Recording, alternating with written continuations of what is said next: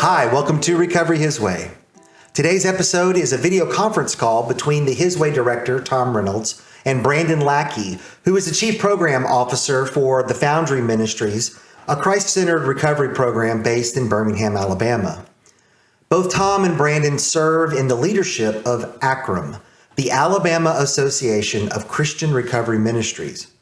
Over the past few years, AACRM has been at the forefront of addressing a problem of so-called gas station dope here in the state of Alabama. And today, Brandon gives an update on the progress which has been made to remove this addictive substance from retail locations. Well, Brandon, it's good to be with you today. As the executive director of AACRM, you've been working real hard to lead the charge in addressing what has been a real challenge to recovery ministries, and that's the issue of Tianeptine, sometimes called Tianas or sold as Tianas or Zazas in gas stations, and I guess popularly known as gas station dope. And I know you've been busy addressing that. And so first of all, I wanted to kind of, maybe for our audience, just kind of address what is this Tiana problem? What's going on? How is it impacting Alabama? Obviously it has, but also is impacting the entire country. Tom, thanks for having me back. It has been a growing problem. Some people have called it an emerging health threat.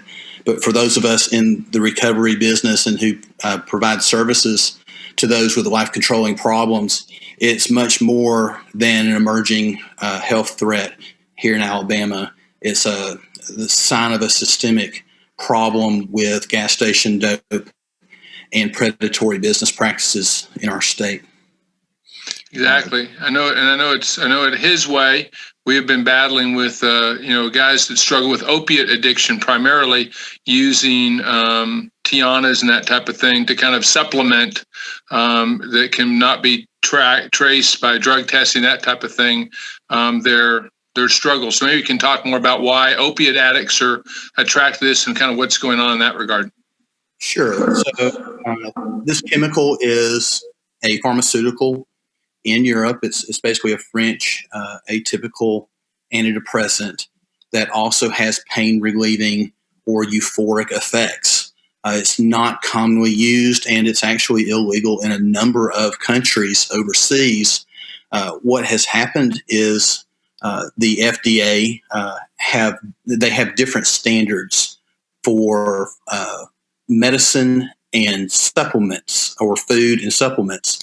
And so we have some companies who have illegally imported this antidepressant into the United States, have repackaged it, remarketed, changed the marketing from it being an antidepressant to a anxiety relief or a chill pill per se, and have just flooded the market, whether it's at the local gas station or online, which is probably where the majority of purchasing happens in the U.S. in all 50 states.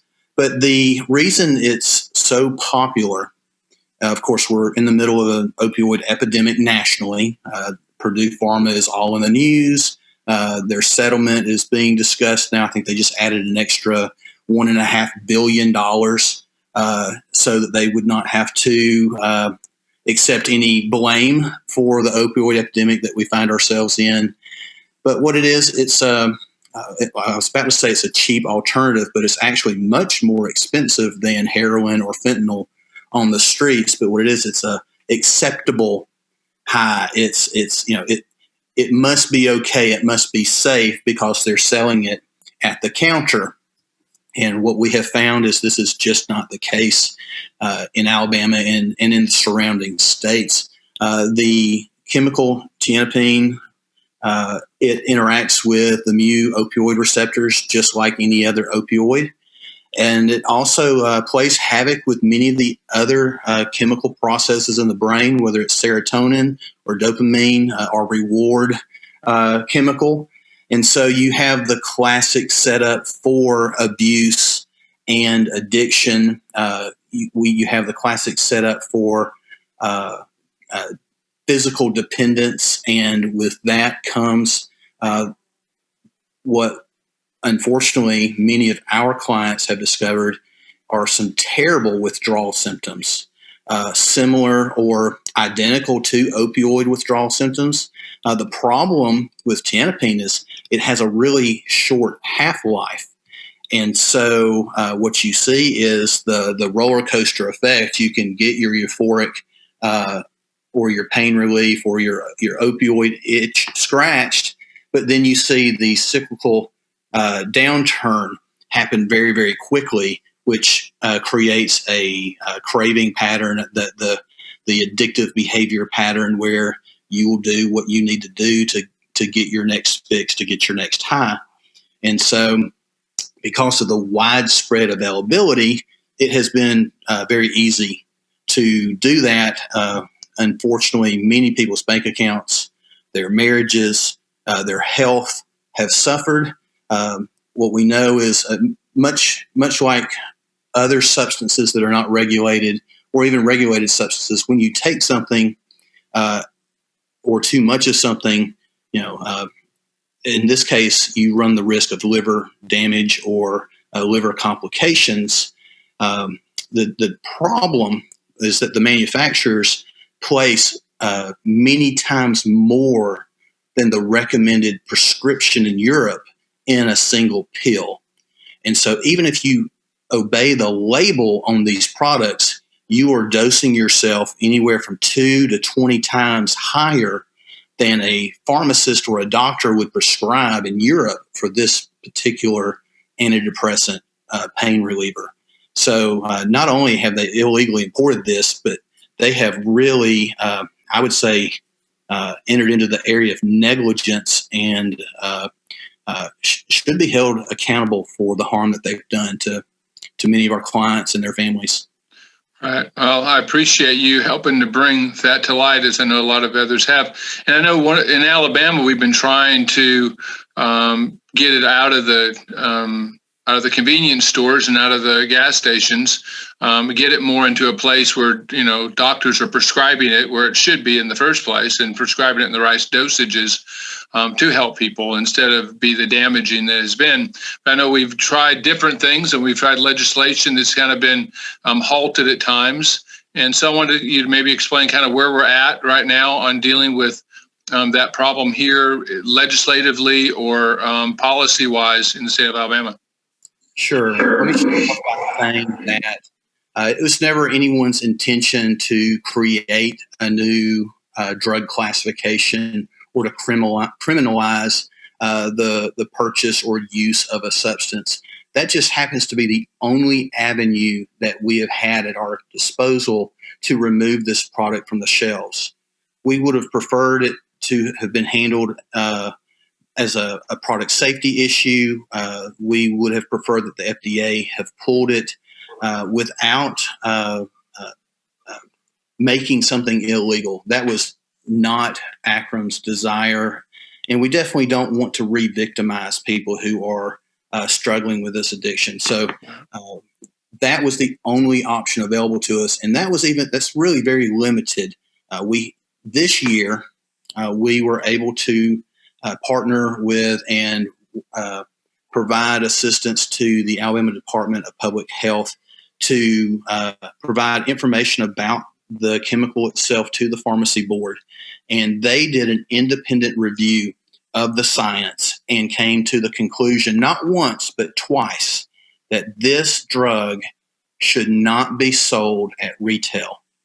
Now, prior to that, 2 years prior to that, actually, the bill in the legislature failed to clear both houses. The first year, 3 years ago, it passed the Health Committee without objection. It passed the House without objection, and it failed in the Senate just simply because it's really tough to pass a bill, even a common sense consumer protection bill. So the author of that bill pre-filed it. It was House Bill 6, and it progressed along the same track, and then COVID shut down the legislative process. And so here we were looking at year 3 to remove an obviously dangerous and already illegal substance from our shelves.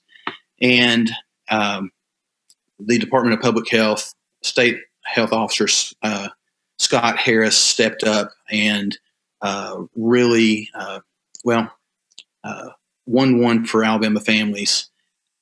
House Bill 2, the author of the Tianeptine bill, pre-filed, and currently the bill sits, having been read by the Health Committee and has passed the House again. So it's up to the Senate if they want to pass it. It's a little redundant to have two laws enacted on the same substance. However, we are supportive of Representative Mike's bill because it strengthens the defense of that, because the supplement industry is notorious for suing, and that's what the manufacturer actually did this year, requiring that the Department of Public Health vote twice. So the bill passed. It was enacted on Monday, April 15th, making Tianeptine a Class 2 scheduled substance, and it is illegal to manufacture, distribute, or sell in the state of Alabama. So we're very pleased. We consider it a win for Alabama families, and especially a win for people in recovery who are already struggling with opioids at record numbers. Overdoses in the last year, just preliminary numbers show over 27% increase in opioid overdoses. Those numbers are low and underreported. They're going to come in closer to the 35 to 40% increase range for 2020. I don't think that surprises anyone that isolation and anxiety increased overdose rates in our country.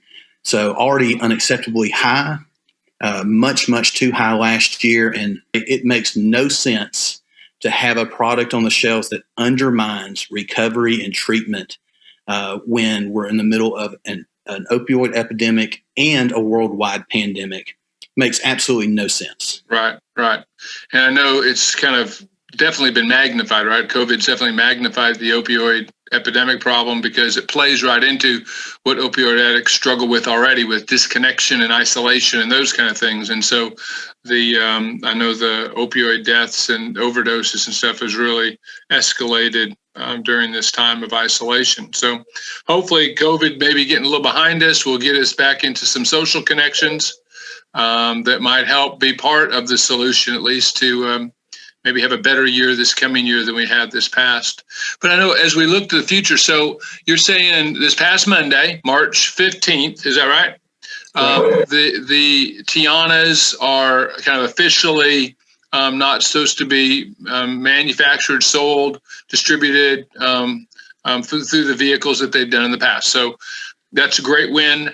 But there's also challenges that come with that, right? Because there are people who have created a lifestyle that's become dependent on that, and now it's going to be taken away. One of the things that we've seen in my observation is, with the recent, over the last few years where the, government shut down pharmacies in terms of the overprescription and doctors regulating all the opioid medications have been going through pharmacies and doctors, stuff like that. Now the heroin market's escalated, which has caused a lot of this overdose death with heroin and fentanyl and those kind of things. So there's always unfortunately a negative byproduct of this. So I'm interested in maybe your thoughts on, okay, so Tianas are now not being sold. So what is the impact of that? What do we need to be aware of as we're helping people manage this issue? And maybe some people watching, they not only are working in this industry, but may have loved ones or people that are facing this. What do we need to face or recognize that we face now as kind of the byproduct of these changes? You make a great point. Anytime you tug on the spider web on this side, it causes motion on the other.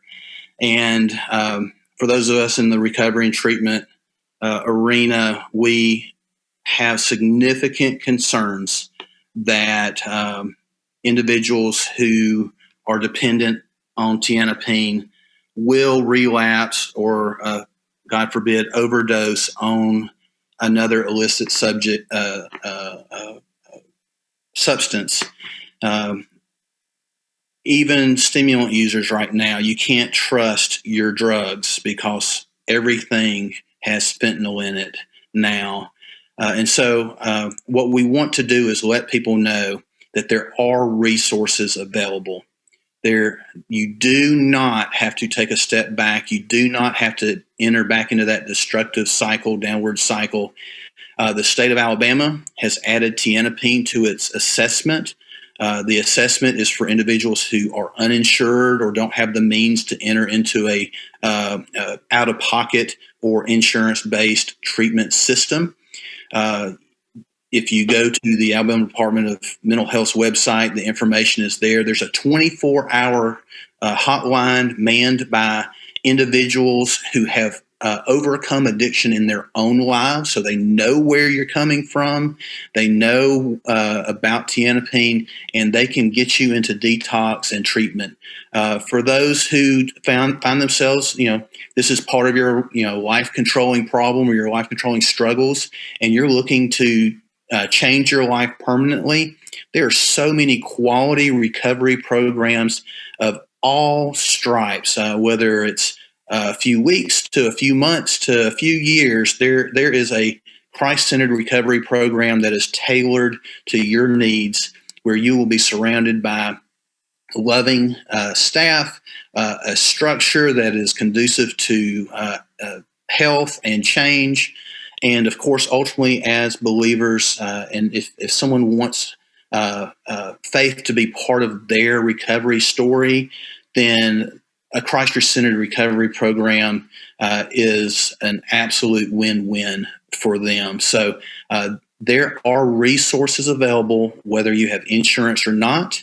Some of the for-profit insurance-based programs are very familiar with tianeptine. They have been working with tianeptine addicts for years at this point, and they are prepared to assist with the worst addictions and withdrawal symptoms.